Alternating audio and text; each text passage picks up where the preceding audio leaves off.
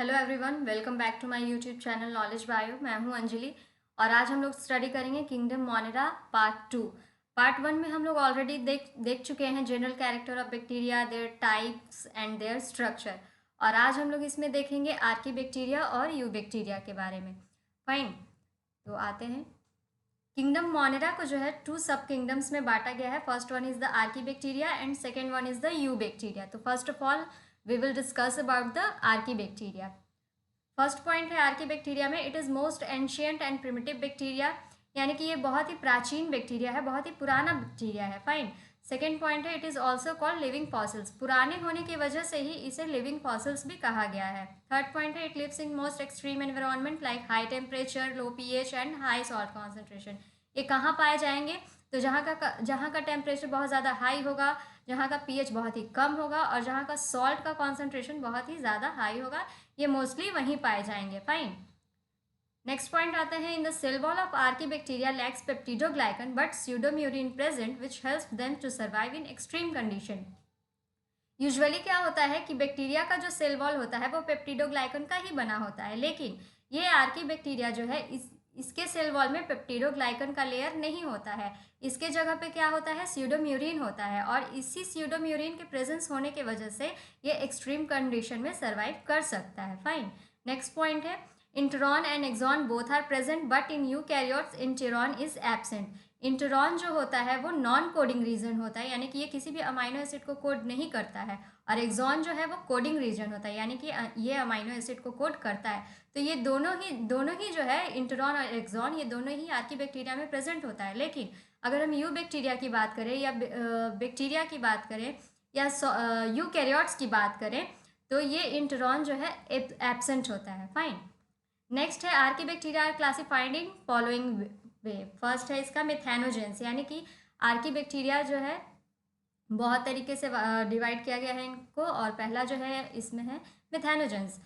ये कहाँ पाए जाते हैं? Present in gut of ruminant animals like cow and help in production of methane that is the biogas from dung of these animals. यानी कि ये मिथेनोजेंस जो है basically gut of ruminant animals में पाए जाते हैं। ये रूमिनेंट एनिमल्स जैसे कि आप काव समझ लीजिए, और इसका काम क्या है बेसिकली? तो ये इनके डंग से, यानी कि इनका जो डंग किसको कहेंगे? गोबर। फाइन। गोबर से क्या होता है? मिथेन बनाया जाता है, जिसको कि हम लोग बायोगैस भी कहते हैं, और इसका एक एग्जाम्पल है methanobacterium. Second one is the halophiles lives in high salt concentration, यानी कि ये कहाँ मिलेंगे हमको? हाई सॉल्ट कॉन्सेंट्रेशन वाले रीजन में, और इसका एग्जाम्पल है halococcus. Third one is the thermoacidophiles lives in high temperature and low pH. ये हमको कहाँ मिलेंगे? जहाँ का टेम्परेचर हाई होगा और पीएच लो होगा। इसका एक एग्जाम्पल है thermoplasma. Fine. Now we come to the eubacteria. It is also known as true bacteria. True bacteria क्यों कह रहे हैं? क्योंकि यू इसका मतलब ही होता है ट्रू, इसीलिए इसका एक अदर नाम आ गया है या दिया गया है true bacteria. Fine. Second one is the its cell wall is rigid and is made up of peptidoglycan, यानी कि इसका सेल वॉल जो होता है वो काफ़ी रिजिड होता है और पेप्टिडोग्लाइकन का बना होता है। इसका एग्जाम्पल है rhizobium and Clostridium.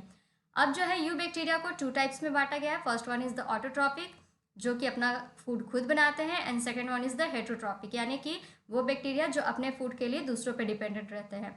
Now, autotrophic bacteria are further classified in photosynthetic bacteria and chemosynthetic bacteria. Photosynthetic bacteria का एग्जाम्पल है साइनोबैक्टीरिया, और chemosynthetic bacteria का एग्जाम्पल है nitrifying bacteria.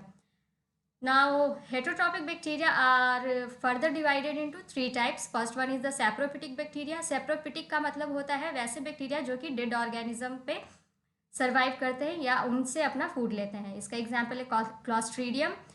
Second one parasitic bacteria तो आपको पता ही है, इसका एग्जाम्पल है E coli, and third one is the symbiotic, यानी कि इसका एग्जाम्पल है राइजोबियम। फाइन। देखते हैं नेक्स्ट क्या है। Comparison between photosynthetic and chemosynthetic bacteria. वो जो ऑटोट्रॉपिक बैक्टीरिया का फर्दर क्लासिफिकेशन था फोटोसिंथेटिक और कीमोसिंथेटिक बैक्टीरिया में, हम लोग यहाँ पे उसी का कंपैरिजन करेंगे। पहला पॉइंट है फोटोसिंथेटिक बैक्टीरिया में it uses sunlight for energy production and for preparing their own food.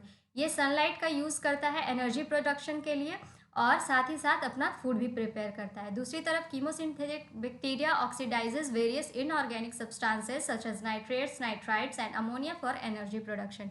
ये अपने एनर्जी प्रोडक्शन के लिए किस चीज़ पे डिपेंडेंट है? इनऑर्गेनिक सब्सटेंसेस पे डिपेंडेंट है। उनको ऑक्सीडाइज करके ये एनर्जी का प्रोडक्शन करते हैं। Second point, in photosynthetic bacteria it is found in aquatic region, यानी कि फोटोसिंथेटिक बैक्टीरिया जो है एक्वेटिक रीजन में पाए जाएंगे, या फिर ये भी कह सकते हैं कि ये मोस्टली जहाँ पे सनलाइट आता है वहाँ पे ये मोस्टली पाए जाएंगे। दूसरी तरफ कीमोसिंथेटिक बैक्टीरिया जो है कहाँ पाए जाएंगे? जहाँ की लाइट नहीं पहुँचता है। फाइन। थर्ड पॉइंट है फोटोसिंथेटिक बैक्टीरिया में, इसका एग्जाम्पल है साइनोबैक्टीरिया, जिसको कि ब्लू ग्रीन एल्गी भी कहते हैं। ये साइनोबैक्टीरिया जो है यूनिसेल्युलर होता है, कोलोनियल होता है और फिलामेंटस एल्गी है, यानी कि एक सेल का बना होता है, कॉलोनी में रहता है और थ्रेड लाइक इसका स्ट्रक्चर होता है। फाइन। कीमोसिंथेटिक बैक्टीरिया का थर्ड पॉइंट है, इसमें जो एग्जाम्पल आ जाते हैं वो है nitrifying bacteria, that is the nitrosomonas, iron oxidizing bacteria, that is the ferrobacillus, and sulphur oxidizing bacteria, that is the thiobacillus. Fine. Fourth point है फोटोसिंथेटिक बैक्टीरिया में, it contain chlorophyll a, carotenoids and phycobilins. ये सारे के सारे जो हैं pigment molecule हैं, और यही पिगमेंट मॉलिक्यूल क्या होते हैं? कीमोसिंथेटिक बैक्टीरिया में नहीं पाए जाते हैं। फाइन। लास्ट पॉइंट है, it can fix nitrogen, example में है Nostoc and Anabaena fix nitrogen in specialised cells call heterocyst, यानी कि फोटोसिंथेटिक बैक्टीरिया क्या करते हैं? नाइट्रोजन को फिक्स करने का काम करते हैं। और जो नॉस्टॉक और एनाबेना है, इनमें एक स्पेशल सेल्स होता है जिसको कि हेट्रोसिस्ट कहते हैं, वो मोस्टली वहीं पे नाइट्रोजन, उसी सेल्स में नाइट्रोजन को फिक्स करते हैं। लेकिन ये नाइट्रोजन फिक्सेशन का काम जो है कीमोसिंथेटिक बैक्टीरिया में नहीं होता है। फाइन।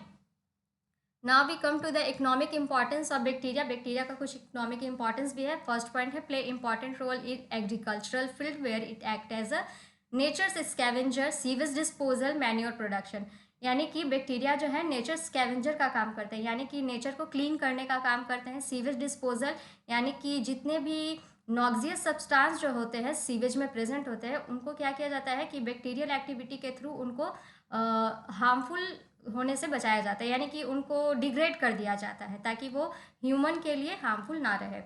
एंड मैन्योर प्रोडक्शन में भी ये हेल्प करते हैं। सेकेंड पॉइंट है, हेल्प्स इन नाइट्रोजन फिक्सेशन, ये नाइट्रोजन को फिक्स करने का काम करते हैं इन लेग्यूमिनस प्लांट। फाइन। और ये बेसिकली राइजोबियम के थ्रू होता है, राइजोबियम बैक्टीरिया। थर्ड पॉइंट है, play important role in dairy industry by producing curd, yogurt, cheese etcetera.